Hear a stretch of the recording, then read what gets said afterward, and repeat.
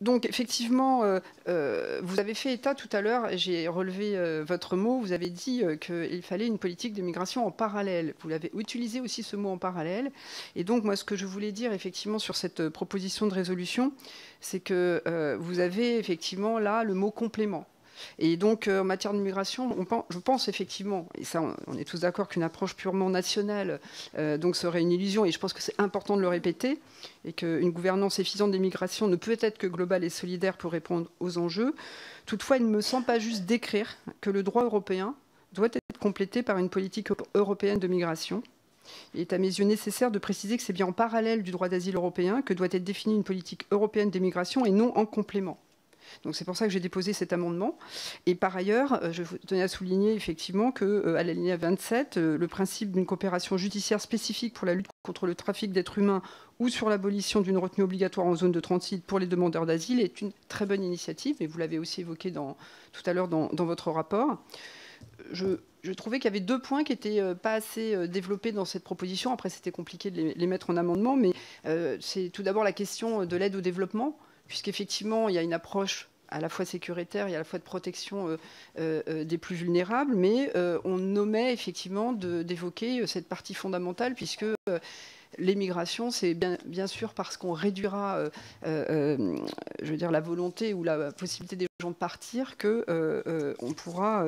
alors on est plus sur l'aspect migration que droit d'asile, mais je pensais que c'était important de faire état quand même de l'aide au développement dans cette proposition. Ensuite, vous l'avez évoqué également dans votre rapport, c'était le droit à l'information, qui ne figure pas non plus totalement dans cette proposition, alors que c'est fondamental effectivement de le faire. Et je voulais en profiter pour mettre en avant les initiatives de France Média en la matière, puisque, comme vous le savez, ils ont développé des applications info migrants.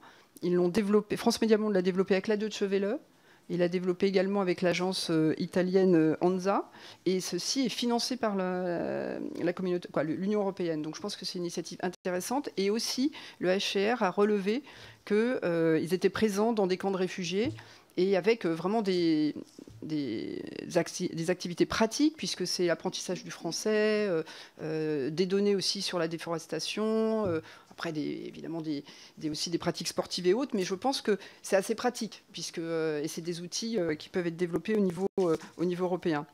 Sur le volet sécuritaire, vous vous opposez à juste titre à l'alinéa 24 au concept de pays tiers sûr, mais je le développerai plus tard. Je pense que c'est important aussi. Le pays tiers sûr n'est pas non plus une donnée juridique, c'est une donnée en fait usuelle, mais pas une donnée juridique, et ce sera important, je le développerai tout à l'heure, de bien, je trouve, indiquer dans cette résolution que les cas particuliers seront toujours étudiés, puisqu'on peut ne pas être dans un pays sûr, mais dans une situation de discrimination, notamment, par exemple, au Sénégal, il y a des jeunes femmes sénégalaises qui ont obtenu le droit d'asile parce qu'elles étaient persécutées pour mutilation sexuelle ou mariage forcé.